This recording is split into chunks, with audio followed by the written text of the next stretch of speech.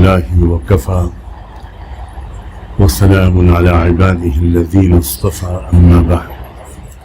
قابل احترام بزرگوں، بھائیوں اور عزیزوں، یہ مسجد بہت خوش نصیب ہے کہ اس میں ہر جمعے کو آپ کو بہت ہی مفید اور قیمتی باتیں جو اکثر وقت کی ضرورت کے مطابق ہوتی ہیں وہ سننے کو ملتی ہیں. یقیناً آپ پچھلے ہفتوں میں اس وقت جو مسئلہ سب سے بڑا مسئلہ بنا ہوا ہے، وقف کا مسئلہ، میں بلا کسی تردد اور مبالغے کے کہہ سکتا ہوں کہ یہ مسئلہ بھارت کے مسلمانوں کے لیے، چاہے وہ کسی مسلک سے تعلق رکھتے ہوں، تمام مسلمانوں کے لیے زندگی اور موت کا مسئلہ ہے. آزادی کے بعد سے مسلمانوں کی جان و مال پر، ہماری تہذیب پر اور شریعت پر، ہمارے دستوری حقوق پر سینکڑوں حملے ہو چکے. بہت سے حملوں کا ہم نے کامیابی کے ساتھ مقابلہ کیا اور کچھ حملوں کے مقابلے میں ہم اپنی ضرورت اور توقعات کے مطابق کامیابی حاصل نہیں کر سکے. لیکن حضرات، یہ وہ مسئلہ ہے کہ اس سے زیادہ سنگین حملہ بھارت کے مسلمانوں پر، ان کی اسلامیت پر، ان کے دستوری اور ملی حقوق پر اب تک کبھی نہیں ہوا ہے.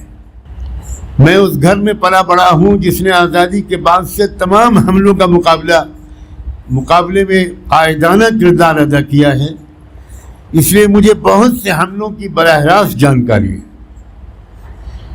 بعض حملوں کے مقابلے میں میرے گھر کے بڑے مہینوں جیل میں رہے، میرے سگے بھائی جیل میں رہے، اور اس وجہ سے میں آپ سے بڑی ذمہ داری کے ساتھ کہنا چاہتا ہوں کہ اگر آپ کے اندر اسلام کا ذرہ بھی ہے، ایمان کا ذرہ بھی باقی بچا ہے،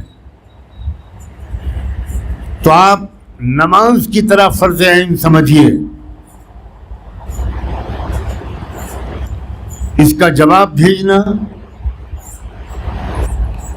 اپنی طرف سے، اپنی فیملیز کی طرف سے، 18 سال یا اس سے اوپر کے اپنے بچوں اور بچیوں کی طرف سے، اپنی بہوؤں اور دامادوں کی طرف سے. ہماری مسجدیں جو وقف میں درج ہیں وہ بھی ہمارے ہاتھ میں نہیں رہیں گی. ڈسٹرکٹ مجسٹریٹ ہر مسجد کا مالک اور مختار ہوگا، تو مسجد کے امام، متولی اور ذمہ داران اور کمیٹیاں کچھ نہیں کر سکیں گی. اور یہ ان مسجدوں کے بارے میں بات کر رہا ہوں جو وقف بورڈ میں درج ہیں، جبکہ سروے کے مطابق ہماری 10% سے زیادہ مسجدیں وقف بورڈ میں درج بھی نہیں ہیں. ان کا تو کوئی شمار ہی نہیں ہے. جو موجودہ وقف کا قانون چل رہا ہے 1995 والا، اس میں جو تبدیلیاں موجودہ مجوزہ بل میں کرنے کی کوشش کی گئی ہیں وہ 150 تبدیلیاں ہیں. 44 صفحے کا موجودہ بل ہے اور ان 44 صفحات میں 150 تبدیلیاں کر کے پورے اوقاف کو مسلمانوں سے چھین لیا گیا ہے. آپ اب قبرستان کو نہیں بچا سکیں گے اگر یہ قانون پاس ہوتا ہے. بہت سے قبرستان وقف بورڈ میں درج نہیں ہیں اور یہ غیر قانونی کام نہیں ہے. اگر مسجدیں وقف میں درج نہیں ہیں تو قانون کے خلاف یہ نہیں ہے. اگر قبرستان اوقاف میں درج نہیں ہے تو یہ بھی قانون کے خلاف نہیں ہے. اگر درگاہیں اور مزارات، اگر خانقاہیں، یتیم خانے، اگر وقف بورڈ میں درج نہیں بھی ہیں تب بھی یہ قانون کے خلاف نہیں ہے، اس لیے کہ پرانے وقف قانون 1995 میں اوقاف کی جو مختلف قسمیں لکھی گئی ہیں اس میں ایک ہے وقف بائی یوزر. اگر کوئی جائیداد استعمال ہو رہی ہے وقف کے طور پر، کوئی وقف ڈیڈ موجود نہیں ہے، وقف بورڈ میں رجسٹریشن ایز اے وقف پراپرٹی اس کا نہیں ہے، مگر وہ زمین استعمال ہو رہی ہے قبرستان کے لیے، وہ زمین استعمال ہو رہی ہے یتیم خانے کے لیے، وہ زمین استعمال ہو رہی ہے مسجد کے لیے، درگاہ کے لیے، مزار کے لیے، خانقاہ کے لیے، اسپتال کے لیے، کسی عوامی فلاحی کام کے لیے، تو قانون ہمارا تسلیم کرتا ہے کہ وہ وقف ہے. اور اگر کوئی اس وقف جائیداد کا غلط استعمال کرتا ہے تو اس کے لیے وقف بورڈ بھی موجود تھا اور وقف ٹریبیونل بھی موجود تھا. جس کو یہ شکایت ہو کہ مسجد کی زمین کو کوئی ہتھیا رہا ہے، قبرستان کی زمین میں کوئی انکروچمنٹ کر رہا ہے، وہ جا کر شکایت کرے وقف بورڈ میں، وہ جا کر شکایت کرے وقف ٹریبیونل میں، وہاں مقدمے کی باقاعدہ سماعت ہوگی اور ثبوتوں اور گواہیوں کے مطابق، قانون کے مطابق فیصلہ ہوگا. لیکن ہماری موجودہ حکومت اس کے بارے میں کیا کہا جائے یہ تو سمجھ میں ہی نہیں آتا، بالکل سمجھ میں نہیں آتا کہ اس کے بارے میں کیا کہا جائے. اس نے کسانوں کے بارے میں وہ قانون بنائے جس سے کروڑوں کسان بری طرح پریشان ہوئے. پوری دنیا میں کسی ملک میں کسان اتنی خودکشی نہیں کرتے جتنی ہمارے ملک میں کرتے. ہمارے ملک کی زمین سونا اگلتی ہے اور اس ملک کے کسانوں نے شدید محنت کر کے اس ملک کو اس سے بے نیاز کر دیا کہ کوئی اناج باہر سے امپورٹ کیا جائے. اتنی پیداوار ہو گئی کہ اب انڈیا اناج اور غلے کو ایکسپورٹ کرنے والے ممالک میں شامل ہو گیا. پہلے ہمارے بچپن میں ایسا نہیں تھا. یہ کسانوں کی محنت ہے، لیکن ہماری موجودہ بدنیت سرکار نے ان کسانوں پر ظلم کیا. اس حکومت نے مزدوروں کے بارے میں پچھلے پارلیمنٹ کے 2 سیشنوں میں وہ قانون پاس کیے ہیں کہ پورے ملک کے مزدور کرا رہے ہیں. ان کی منیمم ویجز میں کوئی اضافہ نہیں ہوا، ان کی کم سے کم مزدوری میں کوئی اضافہ نہیں ہوا، لیکن مزدوری کا جو وقت ہے وہ 8 گھنٹے سے بڑھا کر 12 گھنٹے کر دیا گیا. اسلام نے وقف کی شکل میں اتنا شاندار تحفہ سوشل ویلفیئر کے باب میں اضافہ کیا ہے.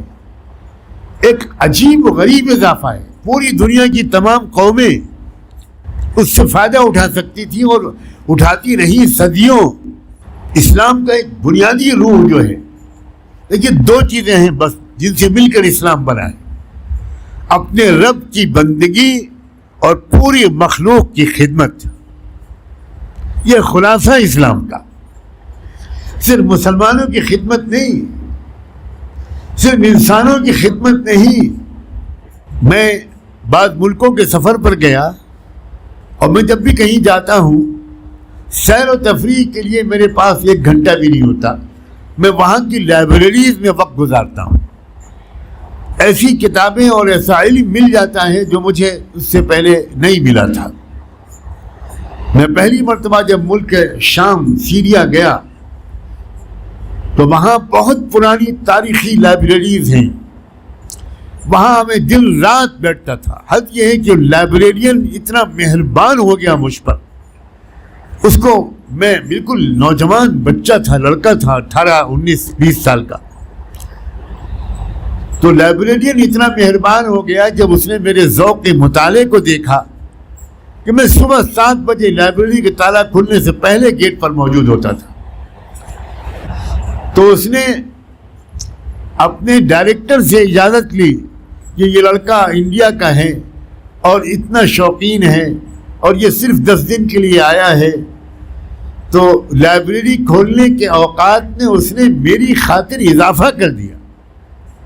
5 بجے شام لائبریری کو بند ہو جانا چاہیے تھا اور میں عشاء کی نماز تک لائبریری میں بیٹھتا تھا، اور وہ لائبریرین میرے انتظار میں لائبریری کو کھلا رکھتا تھا۔ وہاں مجھے وہ کتابیں پڑھنے کا موقع ملا جس سے پتہ چلا کہ مسلمان مردوں نے، مسلمان عورتوں نے، مسلمان بادشاہوں حکمرانوں نے، مسلمان تاجروں نے، مسلمان کسانوں نے کیا کیا وقف کیا ہے انسانیت کی خدمت کے لیے۔ وقت نہیں ہے، میں تفصیلات سناتا تو اب دنگ رہ جاتے۔ مسلمان کیا ہوا کرتے تھے اور اسلام پھیلا کیوں تھا؟ اسلام کرتا پاجامہ ٹوپی سے کبھی نہیں پھیل سکتا، اسلام تقریروں سے کبھی نہیں پھیل سکتا، اسلام کتابوں سے کبھی نہیں پھیلا تھا۔ لوگ قومیں دیکھ کر حیران تھی کہ یہ لوگ عجیب ہیں، انہوں نے آ کر اس ملک پر حکومت سنبھالی۔ تو کسی کو باغ ملا تو اس نے کہا کہ میں باغ وقف کرتا ہوں۔ کس کے لیے؟ بیواؤں کے لیے۔ بیوہ مسلمان ہو، کرسچن ہو، یہودی ہو، کسی مذہب کی ہو، بیوہ عورتوں کی آمدنی کا ذریعہ بنے گا میرا یہ باغ قیامت تک، اس کو وقف کہتے ہیں۔ میں اپنا یہ کھیت، اپنی یہ جائیداد، اپنی یہ پراپرٹی، وہاں کے سابق حکمرانوں کے چھوڑے ہوئے محلات جو تقسیم کیے جاتے تھے فوجیوں میں، وہ وقف کرتے تھے۔ آپ حیرت کریں گے کہ سلطان صلاح الدین ایوبی جس وقت صلیبی فوجوں سے جنگ کر رہے تھے، اس وقت ان کو خبر ملی کہ دشمن اس کی طرف دودھ کی سپلائی بند ہو گئی ہے اور دودھ کی وجہ کمی کی وجہ سے بچے پریشان ہیں۔ تو ہزاروں سلام ہو سلطان صلاح الدین ایوبی پر کہ اس شخص نے 2 بہت بڑے بڑے پرنالے بنوائے۔ میں نے اپنی آنکھوں سے دیکھے ہیں وہ پرنالے، اور اس میں صبح سے لے کر رات تک شکر گھولا ہوا دودھ، میٹھا میٹھا گھولا ہوا دودھ دونوں پرنالوں سے بہایا جاتا تھا، اور ایک ٹائم مقرر کر دیا گیا تھا کہ اس وقت سے اس وقت تک کوئی مسلمان فوجی وہاں دودھ لینے نہیں جائے گا۔ دشمن کی فوجیں، دشمن کی فوجیوں کی عورتیں، مرد وہ آئیں اور بھر بھر کے دودھ لے جائیں اپنے لیے اور اپنے بچوں کے لیے۔ یہ تھے مسلمان، یہ تھا اسلام، اور یہ ہے وقف۔ ایک زمانہ وہ گزرا کہ حکومت کو یہ اعلان کرنا پڑا کہ کوئی مسلمان اپنی جائیداد کو وقف کرنے سے پہلے مرکزی حکومت سے پوچھے، دفتر سے پوچھے کہ کس مقصد کے لیے اپنی جائیداد کو ہم وقف کریں، اس لیے کہ ہر مقصد کے لیے جائیدادیں وقف ہو چکی ہیں تو ریپیٹیشن نہیں ہونا چاہیے۔ چنانچہ ایک عورت نے اپنے باغات کو وقف کرنے کے لیے دفتر سے رابطہ قائم کیا کہ میں اپنے باغات وقف کرنا چاہتی ہوں اللہ کو راضی کرنے اور مغفرت کی نیت سے، تو میں کیا کروں، کس مقصد کے لیے وقف کروں؟ تو حیرت زدہ رہ جائیں گے آپ۔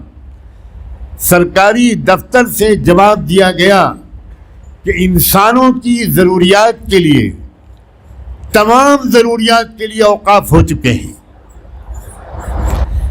نابیناؤں کے علاج کے لیے الگ وقف ہے، ہاتھ پیر سے معذور لوگوں کے لیے الگ وقف ہے، سینے کے مریضوں کے لیے الگ وقف ہے، وغیرہ وغیرہ۔ یتیموں کے لیے الگ اوقاف ہیں، کروڑوں اور اربوں ڈالر کے۔ لہذا دفتر سے جواب ملا کہ ہمارے ملک کے شام اور اردن اور لبنان، یہ سب ایک ملک تھا، اس میں سائبیریا کے علاقے سے جہاں -40 اور 50 کی ڈگری کا ٹیمپریچر ہو جاتا ہے سردی کے موسم میں، وہاں سے کبوتر آتے ہیں اس سردی سے بچنے کے لیے ہمارے علاقوں میں۔ 4 مہینے وہ کبوتر ہمارے علاقے میں رہتے ہیں، تو ان کبوتروں کے لیے اس عورت کو مشورہ دیا گیا سرکاری دفتر سے کہ آپ ان کبوتروں کے لیے وقف کر دو، ان کے دانے پانی کے لیے، ان کے گھونسلوں کے لیے، ان کے انڈوں کی حفاظت کے لیے اور ان کی بیمار کبوتروں کے علاج کے لیے، اور بہت لمبی فہرست ہے۔ ہماری موجودہ حکومت کے پاس کوئی بھی ایشو ملک کی ترقی کا، ملک کے مزدوروں، غریبوں، کسانوں، ملک کے نوجوان طلبہ اور طالبات کو سستی تعلیم فراہم کرنے کا، تعلیم مہنگی سے مہنگی ہوتی جا رہی ہے، سرکاری اسکولوں میں تعلیم نام کی کوئی چیز نہیں ہے۔ اب تو سرکاری تو کیا پرائیویٹ اسکولوں میں بچے کو جھوٹا الزام لگا کر کہ تم بریانی لے کر آئے ہو، اس کو دن بھر کلاس روم میں بند کیا جاتا ہے۔ اس کی ماں جب پرنسپل کے ساتھ بات کرتی ہے تو اس ماں کے ساتھ ناقابل بیان بدتمیزیاں کی جاتی ہیں۔ کیا ہو رہا ہے؟ اسپتالوں کا کیا حال ہے، سرکاری اسکولوں کا کیا حال ہے، سب جانتے ہیں۔ امن و امان کا کیا حال ہے، لا اینڈ آرڈر کا کیا حال ہے۔ کروڑوں مقدمات عدالتوں میں پینڈنگ رہتے ہیں، 20 سال۔ دادا مقدمہ دائر کرتا ہے، پوتے کے زمانے میں بھی اس کا فیصلہ نہیں ہوتا۔ حکومت کو ان سب چیزوں کی اصلاحات کی طرف توجہ نہیں ہے، اس کی توجہ یہ ہے کہ مسلمانوں سے وقف کو چھینو، اور جب مسلمان مزاحمت کرے تو پھر بھڑکاؤ لوگوں کو۔ مجھے حیرت ہے جو غیر مسلم بھائی اور بہنیں، جو ہندو بھائی اور بہنیں اس وقف کے معاملے میں سرکار کی تائید کر رہی ہیں، ان کو کیا ہوا ہے؟ اوقاف کا غیر مسلموں سے کیا تعلق ہے؟ کیا ہم مندروں کی جائیدادوں کے بارے میں کوئی رائے دینے کا حق رکھتے ہیں؟ کیا ہم گرجا گھروں کی جائیدادوں کے بارے میں کوئی رائے دینے کا حق رکھتے ہیں؟ دھاندلی کی انتہا ہے کہ اب نئے قانون میں یہ قانون بنایا گیا ہے کہ وقف بورڈ کے ممبران انتخاب کے ساتھ نہیں آئیں گے، بلکہ وہ حکومت کی طرف سے نامزد کیے جائیں گے۔ حکومت کیسے لوگوں کو نامزد کرے گی یہ مجھے بتانے کی کوئی ضرورت نہیں ہے۔ اور پھر مزید بات یہ کہ وقف بورڈ میں غیر مسلم ممبران بھی ہوں گے، مسلمانوں کے قبرستان کے مینجمنٹ میں، مسلمانوں کی مسجدوں کے مینجمنٹ میں غیر مسلم ممبران بھی ہوں گے۔ یہ کیا ہونے جا رہا ہے؟ آل انڈیا مسلم پرسنل بورڈ کی قیادت کے لیے دل سے دعا نکلتی ہے، جس میں تمام جماعتیں شامل ہیں، جس میں اہل سنت والجماعت، ہمارے سنی بھائی بھی ہیں، جماعت علماء بھی ہے، جماعت اسلامی بھی ہے، سب ہیں۔ انہوں نے لیڈ لی، اور اللہ کا شکر ہے کہ اس وقت تک کی اطلاعات کے مطابق 2.5 کروڑ سے زیادہ مسلمانوں کی طرف سے جواب پہنچ چکا ہے۔ یہ بڑی بیداری کی دلیل ہے۔ میں بڑی امید کے ساتھ آخری گھنٹوں میں آپ سے یہ بات کہہ رہا ہوں، اگر ابھی تک آپ اپنی مشغولیت کی وجہ سے یا اس مسئلے کی پوری اہمیت کو کم سمجھنے کی وجہ سے ابھی تک آپ نے رائے نہ دی ہو، تو آپ جاتے ہوئے QR کوڈ کو اسکین کر کے جائیں، اپنی طرف سے، اپنے گھر والوں کی طرف سے لازمی طور پر اس جواب کو بھجوائیں۔ یہ آپ کا وہ فریضہ ہے کہ اگر آپ اس وقت چوکے تو اس کے بعد کیا ہوگا اس ملک میں اس کے تصور سے بھی میرے روئیں کانپتے ہیں۔ اللہ تعالی ہم کو ہر حملے کا سمجھداری اور بہادری کے ساتھ مقابلہ کرنے کی توفیق دے۔ ہمارا رب اللہ ہے، عزت اور ذلت اس کے ہاتھ میں ہے، ہمارا ایمان اسلام پر ہے۔ ہم اسلامی قانون پر اتنا بڑا حملہ جیتے جی برداشت نہیں کر سکتے۔ ہمیں ترمیمات نہیں چاہیے، ہم ٹوٹلی ان تمام ترمیمات کو، 150 ترمیمات کو آؤٹ رائٹ ریجیکٹ کرتے ہیں۔ امید ہے بات آپ کی سمجھ میں آ گئی ہوگی اور ارادہ بھی تازہ ہو گیا ہوگا۔ جزاکم اللہ، اللہ آپ سب کی عمر میں برکت دے، آپ سب کی ہمت اور آپ کو ہمت اور حوصلہ عطا فرمائے۔ جزاکم اللہ، بہت بہت شکریہ۔ بارک اللہ فیکم۔ ثانی انٹرنیشنل حج عمرہ ٹورز اینڈ ٹریولز۔ حج عمرہ جانے کے خواہش مند حضرات اسکرین پر دیے گئے نمبرز پر کال کریں۔